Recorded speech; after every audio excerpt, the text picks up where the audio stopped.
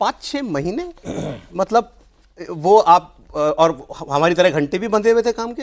नहीं, उससे भी ज्यादा उससे भी ज्यादा थे? वो भी बंधे हुए नहीं थे, उसमें भी 24 घंटे में कभी भी काम आ सकता था। अच्छा, तो आपने जो कहा, क्योंकि मैंने दोनों जगह देखा है कि जो काम करने वाले लोग होते हैं, जैसे हमारे लोग जो चाहते हैं कि सही में कंट्रीब्यूट करें, आज, और मैं अकेला नहीं था, मतलब ये जो बिहार की जो जीत है, काफ़ी लोग, अलग अलग क्षेत्र के लोग अलग अलग काम कर रहे हैं और सबका समन्वय होके ये जीत हुई है।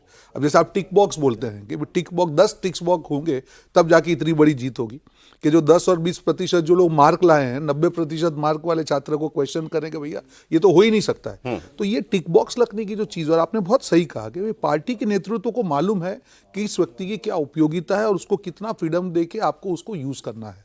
तो ये बहुत बड़ी चीज़ इसलिए मैं कह रहा हूँ कि वहाँ पे सब कुछ जो है, मैं वापस उस शब्द पे आ रहा हूँ, दरबारी, जो आपके शो में करें, आप जो कांग्रेस की सेवा कर रहे हैं, आपको तो उनको अवार्ड देना चाहिए कि आप हर बार प्रयास कर रहे हैं कि भैया कुछ तो समझे, पर वो आपको दुश्मन गिनते हैं क्योंकि हम नहीं सुधरेंगे, ये उनका स्लोगन है। आप कितना भी प्रयास कर लो, क्योंकि उनके आजू बाजू के जो दरबारी है, ये शब्द इसलिए यूज़ कर रहा हूँ कि उन्होंने तय किया हुआ है। अब जैसे चुनाव का परिणाम आ गया, अगर ये परिणाम की जिम्मेदारी ये लोग लेंगे तो उनके ऊपर एक्शन होगा, और अगर इसके परिणाम किसी और के ऊपर है, वोट चोरी, आप मत समझिए कि उनको नहीं मालूम है कि ऐसा कुछ नहीं है, पर ये उनकी मजबूरी है अपनी दुकान बचाने के लिए कि शीर्ष नेतृत्व, उनके जो नेता हैं, उनको ये मैसेज दिया जाए कि सर हम तो जीते ही हैं, ये वोट चोरी के कारण हम लोग चुनाव हार गए। अच्छा, ये वोट चोरी जो हुआ ना, वोट चोरी कैसे हुआ? वोट चोरी का मतलब क्या? जैसे वो लोग कह रहे हैं कि भाई बिहार में बीजेपी कैसे इतनी बड़ी पार्टी बन सकती है 20 साल की एंटी इनकम्बेंसी के बाद जो है, और कि भाई इतना हाई स्ट्राइक रेट जो है वो कैसे हो सकता है।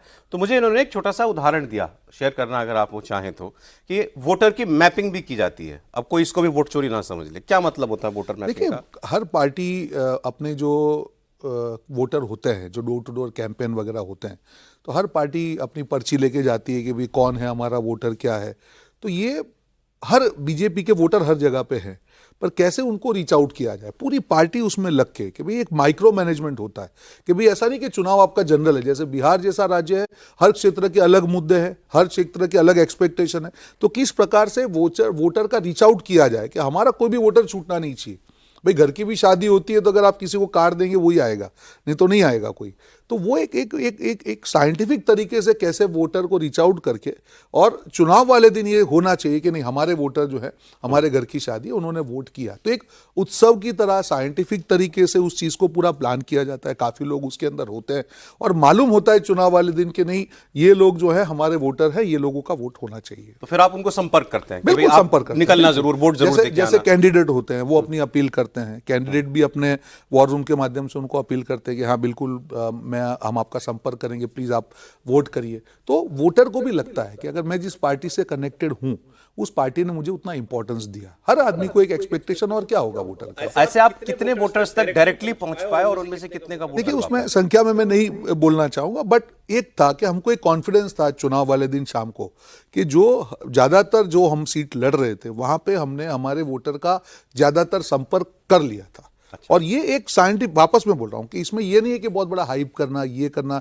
या हवा में पत्थर मारना। एक स्पेसिफिक तरीके से, साइंटिफिक तरीके से ये काम पूरी टीम ने, भाजपा की पूरी, और ये जब तक नेतृत्व उसके अंदर नहीं जुड़ेगा, मैं आपको वापस ये कह रहा हूं भाई आपने काम तो कर लिया, ठीक है, रोहन गुप्ता को जिम्मेदारी, no, it is a team effort, from top to bottom हर आदमी को इस चीज का इंपॉर्टेंस मालूम था।